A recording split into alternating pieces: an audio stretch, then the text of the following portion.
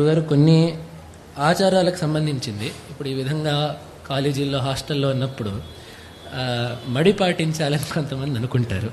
కాబట్టి అట్లాంటి సందర్భాల్లో ఉన్నప్పుడు మడి మైల ఇట్లాంటివి ఎట్లా పాటించాలి, అసలు ముందు మడి మైల అంటే ఏమిటి అనేది ఒక చాలామందికి చాలా సందేహాలు ఉండే ఒక అంశం అది.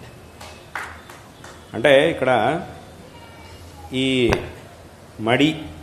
మడి అనేటటువంటి మాటకు అర్థం ఏమిటి? స్వచ్ఛత అని అర్థం. స్వచ్ఛత అనంటే అది ఒకటి శరీరంలో ఉండేటటువంటి విషయం మాత్రమే కాదు, మనస్సు నుంచి ఆ స్వచ్ఛత అనేది రావాలి. అంటే మనస్సు ఏ విధమైనటువంటి వికారాల్ని పొందకుండా ఉండడమే స్వచ్ఛంగా మనస్సును ఉంచుకోవడం అని అంటే. అదేవిధంగా శరీరాన్ని స్వచ్ఛంగా ఉంచుకోవడం అనంటే ఈ స్నానాదుల్ని చేసి ఉండడం వల్ల మనస్సుకి ఈ శరీరానికి స్వచ్ఛత అనేది వస్తుంది. అది అందరికీ తెలిసిందే. స్నానం చేస్తే శరీరం స్వచ్ఛంగా అవుతుందనే విషయం అందరికీ తెలిసి మళ్ళీ దాన్ని ప్రత్యేకంగా చెప్పాల్సిన అవసరం లేదు. మనస్సు యొక్క స్వచ్ఛత. కానీ ఇప్పుడు ఏదో ఒంటికి మాత్రం బాగా నలుగుపెట్టి స్నానం చేసాము, కానీ మనస్సులో మాత్రం ఇంకోటిని ఎలా కొట్టాలి, ఇంకోటిని ఎలా చంపాలి అనే ఆలోచనలు మాత్రం చేస్తూ ఉంటే అది పరిపూర్ణమైనటువంటి స్వచ్ఛత కాదు.